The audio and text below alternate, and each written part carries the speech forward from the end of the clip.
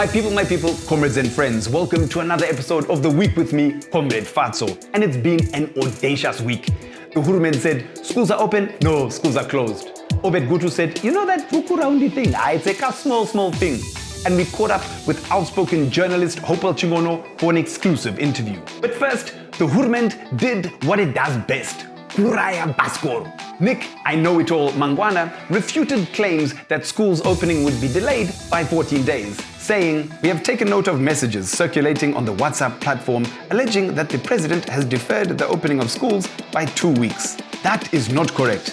Should there be a change regarding the opening of schools, government will make a formal announcement. Then, a few hours later, on the same day, he does a pull-up and says, schools opening delayed.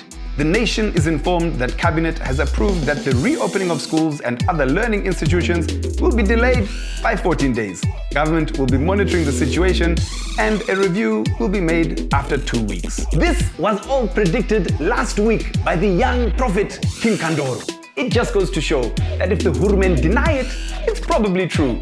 Because when ZANU says no, they actually mean yes. In other news, while there are mixed signals about the use of the US dollar and the Zim dollar continues to lose value, the RBZ has come out with a very strong statement against smooching couples. Yes, the RBZ has come out guns blazing against what it calls a hugging couple on the RBZ balcony.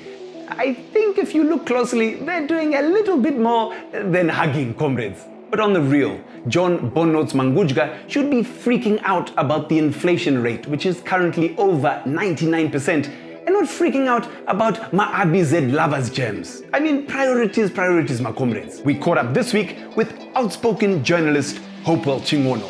Comrades and friends, welcome to a very special interview on The Week. Today, we are joined by the outspoken journalist and the regular Chikurubi resident, Hopewell Chin'ono. Hopewell, thank you for joining us on the show. Thank you very much for inviting me. So Hopewell, right now we're sitting in this famous garden of yours that we see so often on Instagram. Thank you for having us here. I want to get straight into it. I want to ask you, why are you so set on overthrowing the regime? Eh? Well, the regime thinks I want to overthrow it based on the court cases that are before the magistrates' court.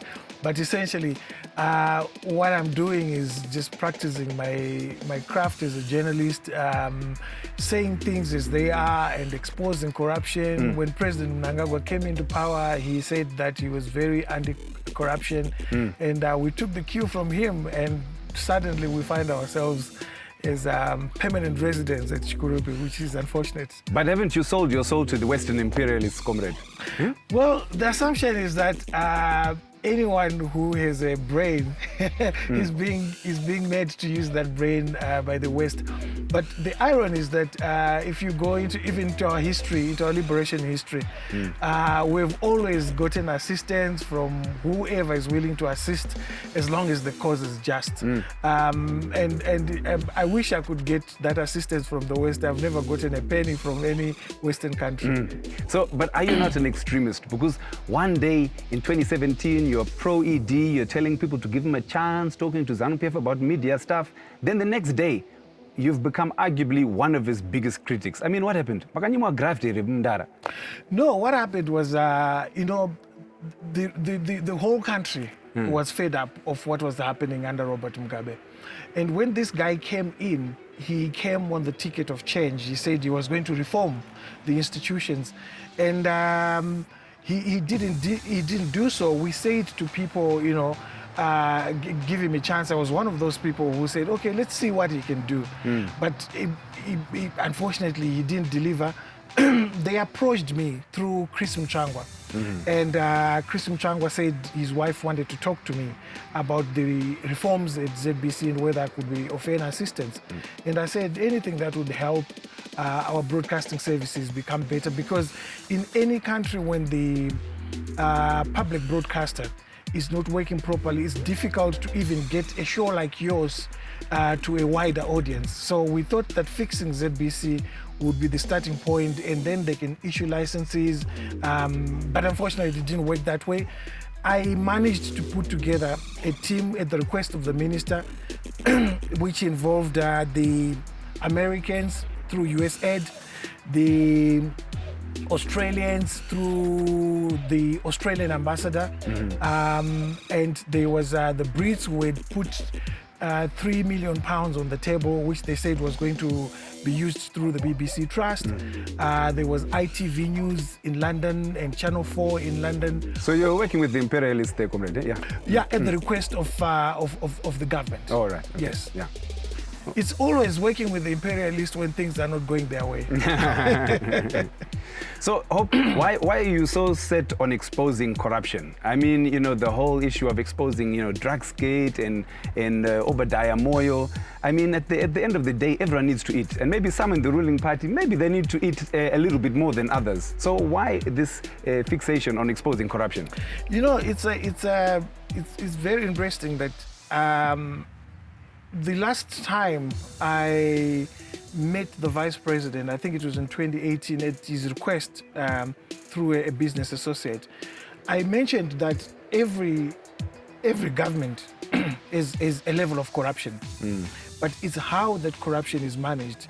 If you go to America, if you go to Britain, there is some level of corruption that takes place. I mean, there's no place where there's zero corruption, but it's what happens after those corrupt activities. Now, in Zimbabwe, after those corrupt activities, there's no medication in hospital, roads are potholed, young people don't have jobs, there's no electricity, there's no clean drinking water. I mean, I could go on the whole day. That's how bad it is. Now, if you are going to eat and you eat to a point where there's nothing left for the system that is making you eat to function, then that's I would say a high degree of not just ignorance, but stupidity.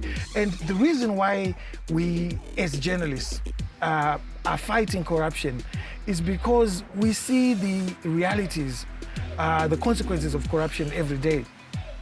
If you go out today into the streets, you'll find that the begging is just out of this world. People are begging everywhere. These people could have been at home getting assistance from the Ministry of Social Welfare, like what happens in other countries like South Africa. They get RDB houses, they get grants, but here that money is eaten by the Comrades and ZANU-PF. And you can't eat everything and expose vulnerable members of society to the vagaries of poverty like what's happening in this country. But what about the allegations that the information about Drugsgate that you got was actually leaked to you by a faction of the Chiwenga faction? No, that's not true at all. In fact, most of the information that ended up getting me imprisoned, it was through my investigation. I got a lead from a local journalist, and then I challenged the Minister of Finance, Permanent Secretary George Guamatanga on Twitter, and he responded saying that there was no such thing. And then I threw the document at him on Twitter again during our discussion on my timeline. And that's when he disappeared. And then I realized there was something going on. So I'll give you a good example. There's a doctor who's friends with a very powerful political family in Zimbabwe. He bought things from China worth $380, and he sold them to the government of Zimbabwe for $67,000. That information did not even come from any faction. It came from Namibia itself, because even the Namibian government gave me a document proving that this company did not actually exist. It didn't pay taxes. It was only a briefcase business company. Now, the problem in Zimbabwe, they assume that when you get documents, you are only getting them from their enemies. But governments, other governments, like the Namibian government, it cooperated with my investigations. They actually do this because that's what governments are supposed to be doing. So the same company gave a fake bank account, a standard bank account in Namibia. I investigated in Namibia and found out that this bank account does not actually exist. It was given for auditing purposes to the Minister of Finance here in Zimbabwe. There's no faction that runs the Standard Bank in Namibia. So these are excuses to try and justify what they're doing, and circumvent answering the real questions to say, did you do this because you wanted a job or not? Answer the question.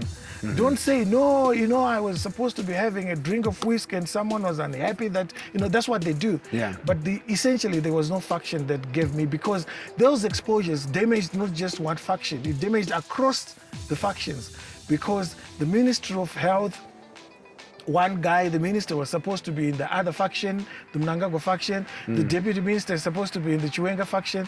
So how can they say it was factional when actually the information was damaging everyone who was involved in the corruption? So our hurumende is often accused of trying to break activists through this thing, the persecution by prosecution. Yes. So have they broken you? No, not at all, because I've not committed any crime. You see, it's easier to break somebody who has actually committed a crime. If I come to you and say, Comrade Fatso, you have actually been caught stealing a car, you're a car thief, we're going to take you to court, you get broken because you've done something.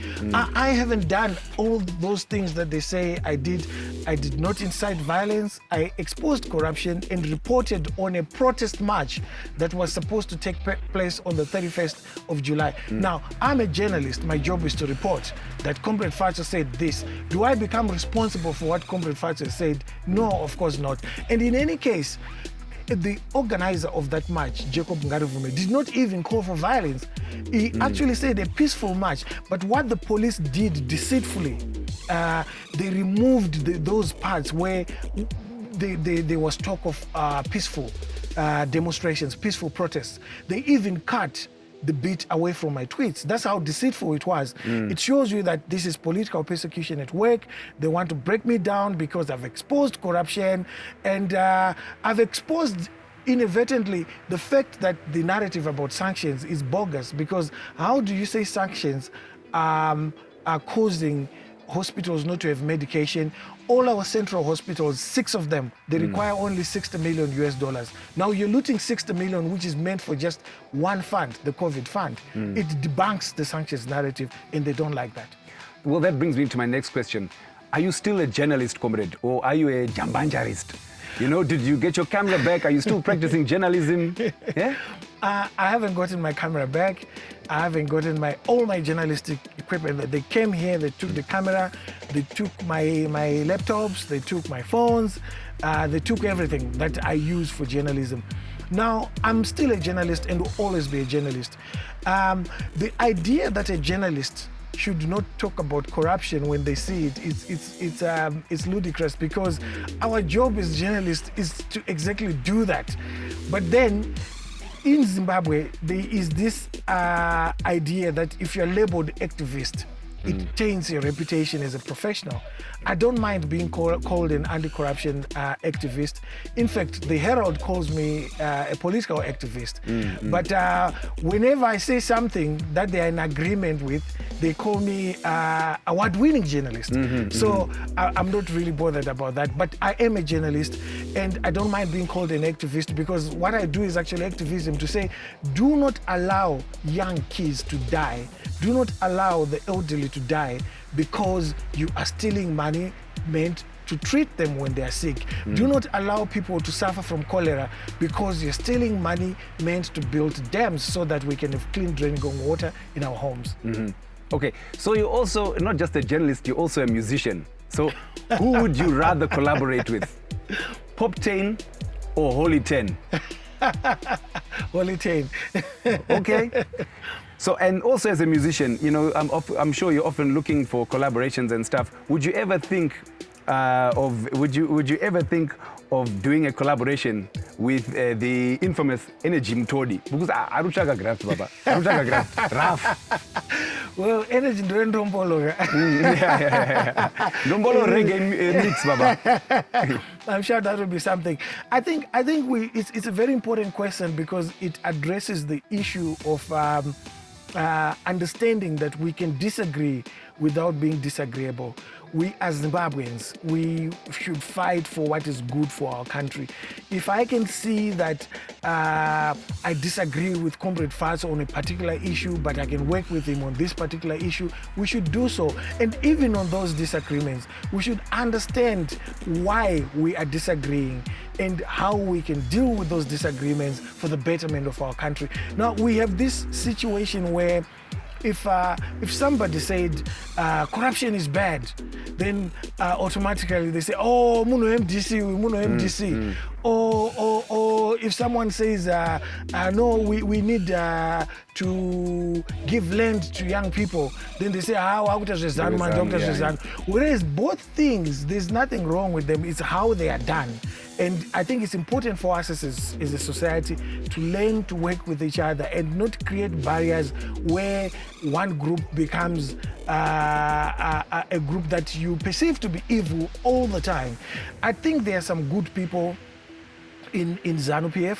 I think there are some good people in the MDC. I think there are some bad people in ZANU-PF, and I think there are some bad people in MDC. So it's not black and white. So as a society and as a people, we should learn to engage with each other. That's how we find solutions. So watch out, very soon coming to you, Hopewell Chin'ono featuring Energy Mtodi. Comrade Hopewell, after all the time you've spent in Chikurubi, are you considering maybe the next time you go there to do a prison break or just to get a part-time job, since you're there so often, Baba?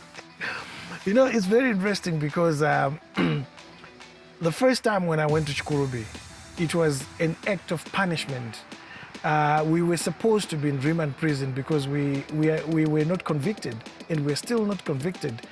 But we were taken to Chikurubi prison because Nelson Chamisa came to visit us whilst we were at remand prison.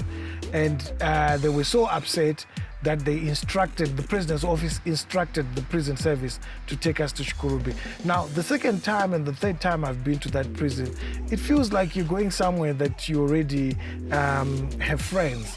And for me, going to prison was very profound because it gave me an opportunity to talk about things that I've always talked about, but with first-hand experience. And so, for instance, people don't have toilet paper. They get it intermittently. But when we were there, I think for about 3 weeks, there was no toilet paper. And people were using Bibles as toilet paper. There's no soap. There's no toothpaste. There's no toothbrush. I've got over 10,000 toothbrushes in my house that were donated by a white Zimbabwean who had heard about my story on one of my interviews. Now I'm trying to take them there through because of the bureaucracy. You have to see this one, you have to see that one. And I think the issue, I mean, when you look at Chikurubi prison, the irony is that talking about a prison break, it was like a Fort Knox, the way it was built, you know, with CCTV cameras put in place. Nothing works anymore. It's such a shabby place, and the prison officers have been trying to educate people that don't see them as your enemies. Some of them are actually very sympathetic for us to survive the way we did in days, because there are some good people inside there. They eat the same rubbish food that is given to prisoners. In the morning, you get porridge without sugar, without peanut butter or anything. Your lunch comes around 11 a.m. You're given badly cooked sadza with boiled beans. In the afternoon, your lunch comes around 1:30. Your dinner comes around 1:30. It's again the same badly cooked sadza and with boiled beans or boiled cabbage, and then they are locked up at 3. And for me, what made me realize that, you know, sometimes we make assumptions about people who work for the state, is that the poverty that we experience out here is also experienced in there, but not just by the prisoners, but the prison officers as well. You could see, Fatso, you know, it was so heartbreaking. You'd see the prison officers take some of the beans and put it in the lunchbox. And I would ask them, officer, you know, why are you taking the beans, you know? Then he says, you know, Chin'ono, my family is starving.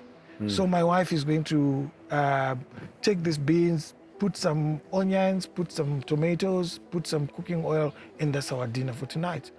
And it was very profound, you know, in a way that is heartbreaking, and it makes you realize that these people who are working for the state, they are not our enemies. They are victims of repression and a corrupt regime that does not want to do the right thing.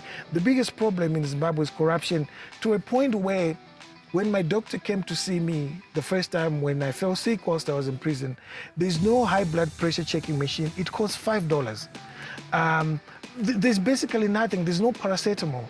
Prisoners will be feeling pain and they'll be writhing on the ground in pain, and there's no one to help them. And that partly answers the original question you asked me of corruption. I do these things because I have so many encounters at different levels of how people are suffering because of corruption. So, well, like you're saying, you're an avid proponent of social justice and equal rights.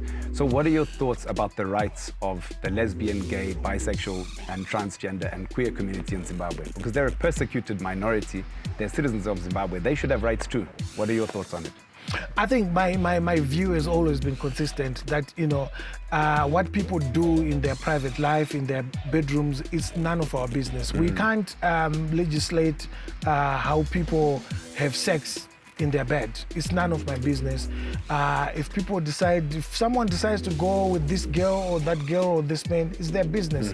And in a country like Zimbabwe, to use a narrative that was used by the Kenyan president, President Uhuru Kenyatta, he said, we've got serious problems for a society or a government to be going after gay people. What they do is their business. It's none of our business. We need to provide clean drinking water to our citizens. We need to provide the healthcare system to our citizens. We need to provide decent roads. We need to provide jobs. Those are the things that a government is elected to deliver, not who sleeps with who. It's none of our business. And to answer it specifically as Hopewell, I don't care what people do as long as they are in agreement with what they're doing. Away, comrade, away. All right, so I'm going to ask you, the next questions is basically I'm going to say a name, and you're going to say the first thing that comes to mind, the first thing or the first word that comes to mind, okay? All right, we're ready. Nelson Chamisa. Well, freedom fighter. George Charamba. Crazy. Passion Java. Idiot. Thomas Mapfumo. Hero. Namatai Kwekweza. Hero. Obert Mpofu. Thief. Comrade Hopewell, are you thinking of running for office, like what Pastor Ivan did? Are you thinking maybe 2023, they can do something, they can depend on parliament? It's something that I get asked every day, and I even get pastors and business people inviting me for dinner, trying to convince me to do that. And I've said, no, I'm not going to do it. Why? Because I am good at what I do, just like you're good at what you do. We win awards because we're good at what we do. Now, in Zimbabwe, if you're good at what you do, the next thing is Fatso for president. Daddy Hope for president. If somebody, even if a young man or young lady, they sing so well, the next thing is that for president. So you're saying that you haven't had Nelson or Dagi coming to you saying, join our faction, comrade? No. In fact, I want to set the record clear. ZANU-PF has been trying to recruit me since 2003.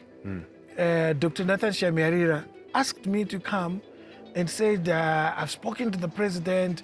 I've told him about you. You should come and work for the party. You're a good communicator. Where we're sitting here, I had people, the emissaries of the new dispensation, asking me whether I would consider to be a speaker, a spokesperson for this one or that one. In October, Maim Changwa asked me to become a director at ZBC, and I rejected that. Of course, today they say it's not true. I have the evidence, WhatsApp messages, emails.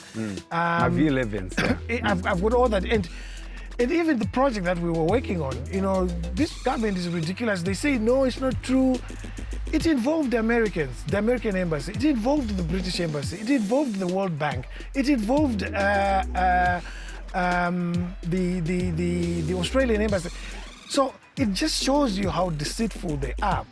And for me, I think people like myself and people like yourself our job is to continue with what we are doing, hold politicians on both sides, on both aisles, to account for their actions. The minute good people who are expertise in their fields end up leaving to join politics because they are good, you're a good technician, you want to go into politics, we end up with a media that is not able to hold its subjects to account, because all the good people in media have gone into politics, all the good people in comedy have gone into politics, all the good people in law, they've gone into politics. So no, I'm not going to run for office, and I will never. I've said this to both ZANU-PF and MDC. Even the MDC tried to recruit me to say, oh, you know, come and help us with our communications. And I said no. I said no to ZANU-PF. I said no to the government, and I'll say no to the MDC again, because I want to continue with what I'm doing. I've said this to Advocate Nelson Chamisa. I said, if you win the election in 2023, don't even consider people like myself personally, because I'm going to say no. I want to continue with what I'm doing. We need to build institutions. And it's good to have strong institutions than to have strong individuals. And what we have at the moment is we have strong individuals. I have a followership of about 192,000 people on Twitter. If I don't build an institution, a media institution that can back that up, the day I die, it becomes irrelevant. I would rather leave an institution that is followed by 190,000 people, and when I die, as we say, the next person to run that institution carries from where I've left. But we have a situation where we had brilliant people like Professor Makamure at the University of Zimbabwe, Professor Makumbe at the University of Zimbabwe. They did not build institutions, and they were brilliant at what they did. Professor Masipula, they died, and they died with their big brains. So, Comrade, we see on social media and we see here at your home that you've got a lifetime supply of booze. I mean, Comrade, why the need for all this booze? Is the repression so much that you're like, every evening, Johnny Walker Black Label just because? I think it's I've said this, and I think I need to say it again on social media. I've been saying this, mentoring young people, that having a lot of alcohol in your house does not mean you should drink it every day. And it does not mean that you should be an alcoholic. You know, we spend a lot more money going out than entertaining in our homes. I've had the fortune of, you know, interacting with wealthy people, and I've learned one thing, that they actually don't spend a lot of money on booze in bars and hotels. They buy the booze, put it in their home, and they entertain in their homes. So you're saying you've got a shabin? If the state security is listening, Anzi Hopewell and Shabin. Yeah, Saka, come to the northern suburbs, we'll send you the address. Anzi Hopewell Shabin. I think Bam Tetwa will get me off the hook, because it's a Shabin where you don't have to pay. Yeah, buying votes. So, Comrade, often on Twitter, we hear twimbos that think your tweets are quite condescending. Say much ones that ghetto youth. I'm a ghetto youth. You know, I'm a ghetto youth myself. I grew up in Glenora, and I became who I am today through those roots of growing up in Glenora, and I'm also a rural youth. I grew up in Murewa. And what I'm saying to young people is there's a world out there that needs to be conquered. A world where you can have a nice home, a world where you can have a nice car, a world where you can have a nice village when you go to your village. And that world can only be conquered if you invest your mind to it. So a lot of people run after Jala, and I diss them, and rightly so, for doing so, because if I had been a youth of today and I was doing the same thing, I wouldn't have achieved what I've achieved today as a journalist. And I see that politicians are not bothered about youth taking drugs because it works to their advantage. Around voting time, you will see all of them in Bare giving these youth things. And what I'm saying to the youth is no, do not be given a piece of fish. Be given a rod and be taught how to fish so that you can always fish for yourself. Now, some people, especially Warakashi, they will come and say he's condescending because they want to create that narrative to try and taint me. But the youths who are well-rooted in critical thinking understand what I'm trying to say to them. That I don't want you to envy me as an award-winning journalist who stays in a nice neighborhood in Zim, who drives a nice car. I want the same things for you. So in order for you to achieve these things, you have to invest, you have to work for them, and you don't invest by running after idiots like Java. But don't you think it's more helpful not to critique the youths? Because the youths are suffering because of a failure of political institutions, because we don't have an economy that works for all. So isn't it better to focus on actually critiquing, the political parties that are guilty of this, the state of our economy, instead of critiquing the youth who are victims of the economy that we live in? I think we can do both, because at the same time, the youth also have the power to stop certain things that they're doing. So if the youth are engaged in buying data to go and watch Java for 1 hour, the youth must be called out, because that is money they could have used for other meaningful things.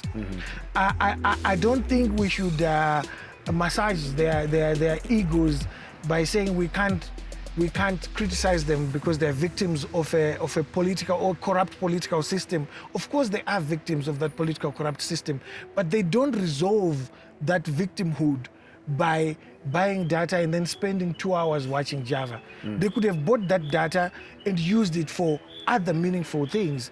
What really hates me about what's happening in Zimbabwe is that we are creating a society where the youth don't know what it means to be normal anymore. So a youth that was born in 2000 doesn't know that in Glenora there used to be water any time of the day. You could just go and get water from the tap, clean drinking water. Youth, even in this neighborhood in Chisipiti, it's an affluent neighborhood. Youth in Borodale, it's an affluent neighborhood. Youths in Avondale, it's an affluent neighborhood, are going to get water from manual boreholes. That is abnormal. And so for that we criticize the government. But when they then start spending their money watching lives of people like Java, of course we need to criticize them, because that's not the right thing to do. It's just like a child. There's a time to give them that look that tells them this is wrong, I shouldn't be doing this, and there's a time to cuddle your child and show them love. I've got a hypothetical question for you. You as Hopewell Chin'ono, you fall very, very sick and you have to see the doctor, but there's only one doctor you can see, and it's Dr. Obadiah DJ Biscuit Moyo. What do you do? You're sick, Mdara. You're sick. You can't even get out of bed. Well, the irony is that Dr. Obadiah Moyo, DJ Biscuit, is not actually a doctor. He masquerades as one. So I think going to him and just staying at home will be the same thing. I know my flu mail, Mdara. Sure, he's got lots of drugs put in from that drugs get days. Don't worry, in a PPE. Well, one thing I want to tell your viewers is that Zimbabwe is such a broken society. Mark my word, DJ Biscuit Obadiah Moyo is going to come back. He's going to emerge in another form within this state. So, Hope, one of the problems with Zimbabwean politics is it's so personality driven. It's Chamisa and CCC, it's ED and Fair. But, ultimately, the key thing is, what is this new Zimbabwe that we want to build? We know what the issues are today, but what for you is the vision of the new Zimbabwe that we need to struggle towards? I think that's a very profound statement you've just made, and it's something that I've always been saying, that we are still in the era of the big men, CCC, EDP, and yet we thought we were moving. There was a point of departure. We thought 2017 was a point of departure from Magamba, Cde, kind of nonsense. And for me, the key answer to that is building institutions. Institutions where we know that Obama was such a brilliant orator, he was a brilliant president. Up to now, his ratings are through the roof, like no other former president in the United States of America. But Obama did not become the embodiment of the Democratic Party or of the United States of America government. The institutions remain strong. We know that Trump was not kosher. We know that Trump was perceived in so many different crazy ways in different parts of the world. If Trump had his way, we saw it, he could have been in power today. If Trump was a Zimbabwean president, he would still be president today, because he'd have commanded the military to do what he wanted. But because the United States of America has got strong institutions, they pushed back against Trump's nonsense. And that is what we need to do. We need an opposition party like the MDC Alliance, which is strong. You see, the MDC Alliance got lesser votes than its president. It shows that we're not building institutions. People are following individuals. The same thing again happened with ZANU-PF. ZANU-PF, when you look at the Mugabe days, Mugabe was the embodiment of everything to do with ZANU-PF. I mean, if you said ZANU-PF, you were talking about Mugabe, to a point where people who are elderly referred to him and still refer to Mugabe as Jongwe, which is supposed to be ZANU-PF, but he had become the Jongwe. He had become the embodiment of ZANU-PF. And we're seeing that today again with Emmerson Mnangagwa, where they are prepared to break all the rules to accommodate his weaknesses, to accommodate his idiosyncrasies, which is very unfortunate, because we end up with a very strong president and a political party beholden to him. Today, the MDC and ZANU-PF have no political strength to recall their presidents, because their presidents have become more powerful than the institutions themselves. And I think we need to strive towards building institutions. That is why I was saying that, if I'm good at journalism or if I'm good as a filmmaker, I should not necessarily think that I should go into power now. I should build the institution around where I'm working so that my goodness, my brilliance is reflected through those institutions. So if you look at all those people who are called brilliant, who are in government, what have they built? You have a finance minister who collapsed a bank. People call him brilliant. What's brilliant about collapsing a bank? People like that should not even be in government, because they have a track record of destruction, and don't expect them to start building because they're in government. They will continue destroying like what Mtuli is doing. So your name, Hope, it's very interesting. The name Hopewell, I mean, do you think your parents named you Hopewell to give the nation hope to be well? I hope so. I wish so. But I was named Hopewell. My father was a civil servant in Murewa, and there was a guy called Hopewell Huni. And he was brilliant. He looked after his parents. So my mother told me that we named you after Hopewell because we said we want you to be like Hopewell Huni. And I think I fulfilled their wishes. So of the nicknames that you have, which of the following do you dislike the most? Hope Tata, Hope Wero, or Mbudziadura? Which one do you dislike the most? I think Hope Tata. Mbudziadura, it's a nickname which I was given by Taurai Chinyamakovu, who masqueraded as Matigari. And it was meant to be derogatory, but it ceased to be derogatory because I embraced it. I'm a boar goat breeder. I sell goats that are expensive, so Mbudziadura it is. So even my sister's kids, they were calling me Mbudziadura. So when he thought he was inflicting an insult on me, we were actually joking, and the joke was on him. So you were arrested in January, and this was like your third arrest in less than 6 months. I mean, what's this experience of this constant state repression? What has it taught you? I mean, it has taught me that a nation that does not have a president and a government that respects the rule of law is bound to fail. We won't succeed. In January, I was arrested for something I didn't do. I was arrested using a law that does not exist. We went to the magistrate's court. The magistrate, Lansini Ngube, said that I was not going to be given bail because I was a flight risk. And he said there was overwhelming evidence that you had done this. It just shows you how the judiciary has become a joke. The previous case where I had exposed the president's niece that she was going to get a corrupt deal where she was going to get bail unopposed in Reta Rishwaya, the magistrate said on probability, I've found you guilty, without a trial. And when we went to the High Court to apply for bail, because you never get bail at the magistrate's court if you're Hopewell Chin'ono, when we went to the High Court, Justice Tawanda Chitapi found it absolutely ludicrous.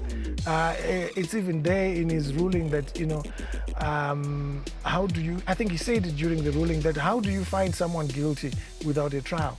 But that's the madness that our magistrates court subjecting citizens who are perceived to be anti-government, journalists, even comedians, are abducted, like what happened to Gonyet.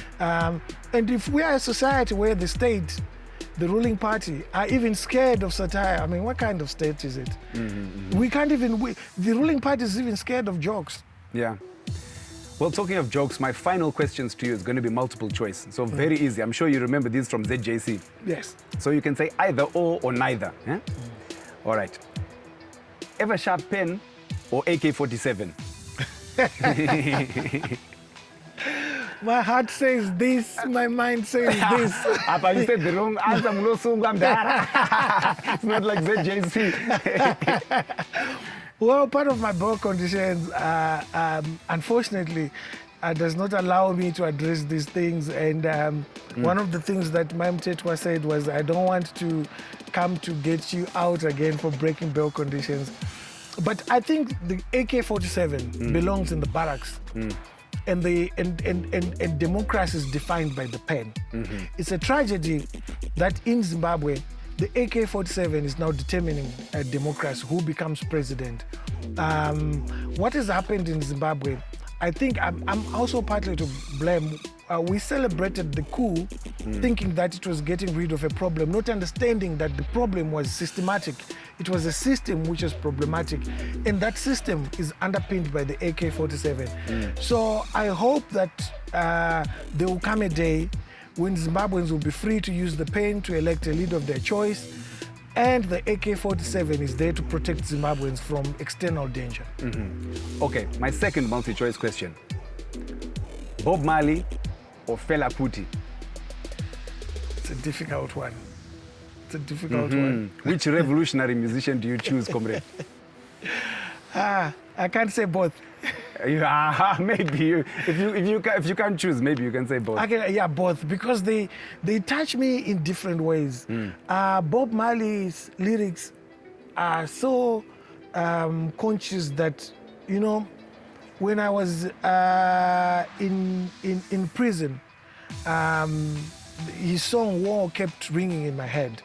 That until all these things are resolved, there will always be war. Regardless of how many guns you have, regardless of how powerful you are, until you resolve issues, there will always be war. And Fela Kuti, Fela Kuti was very revolutionary because he literally sang the People's Revolution. He sang against the ills of the Nigerian dictatorships, and his mother was killed because of that. He was harassed for doing exactly what some of us are trying to do. I mean, I will never be able to reach Fela Kuti's level because it was out of this world. And so, as an African, I salute him. As an artist, he was just out of this world. I mean, I listened to his songs like ITT. It was a big Nigerian company, communications company that was owned by Abiola, who eventually died when he'd won an election and was not allowed to. But at that point in time, he was perceived to be working with a dictatorship. And Fela Kuti came out and said, okay, this company is called ITT. It's a telecommunications company, but he came out and he said, ITT, International Tif, International Crook. You know? So he had a way of putting out a message that everyone wanted to put out, but was afraid to put out. And for that, I've got so much respect for him. That's why I was saying it's so difficult because they cover different aspects, but aspects of the African struggle. So my final multiple choice question to you, Comrade, and it's probably going to be the most difficult one you get because I know you're very passionate about both of these. So multiple choice question, Sir Wicknell or Njuzu? Which do you choose? None of the above. None of the above. You know, it comes back to the issue that you raised about why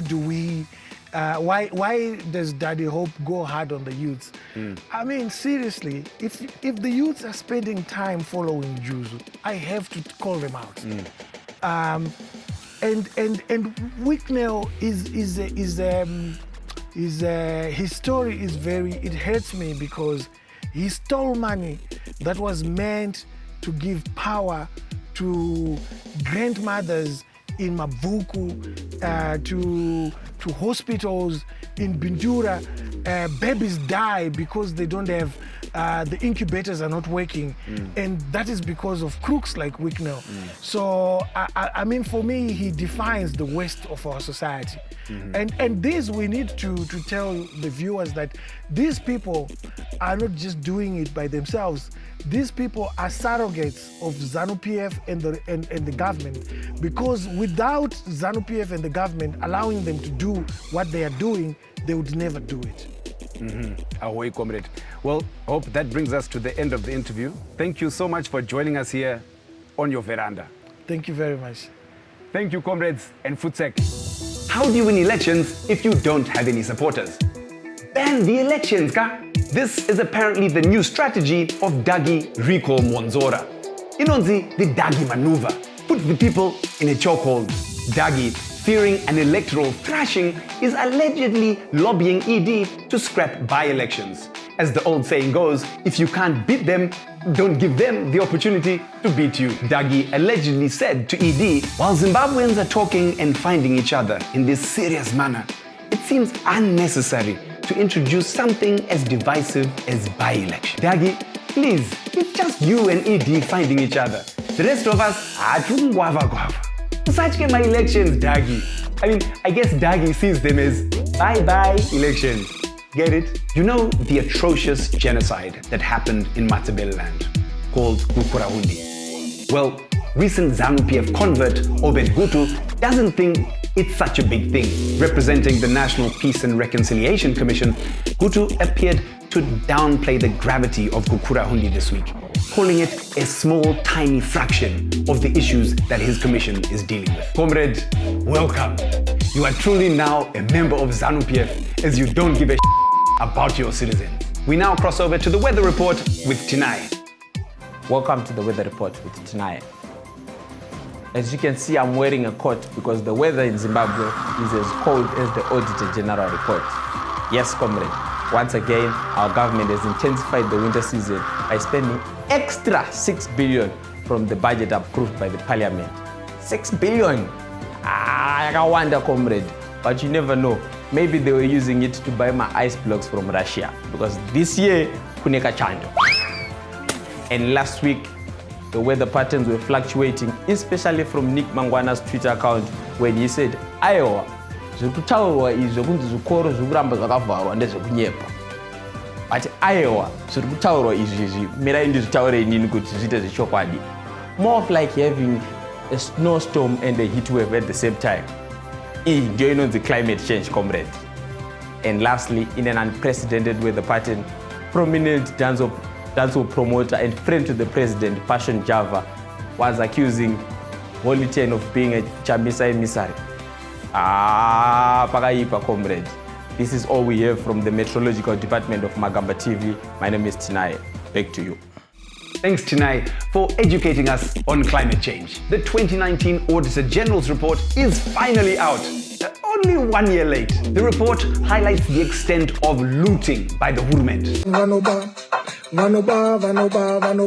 zvipatara zvina mishonga vachiba, vana vasina mabhuku ekuverenga vachiba. For example, Zimbos found out that Parliament approved one budget for 2019, and then the Ministry of Finance was like, guys, let us show you how to do this, and went on to spend an extra 6 billion Zim dollars outside of Parliament's approval and outside of the budget. Doinunzi plundering of public funds. If you're angry about this looting, then let Mtuli know on his Twitter account. Thanks for joining us on The Week. Follow Magamba TV on social media. I've been Comrade Fatso. You have been the people. This has been The Week. Thank you. Stop smooching on the RBZ balcony and footsack.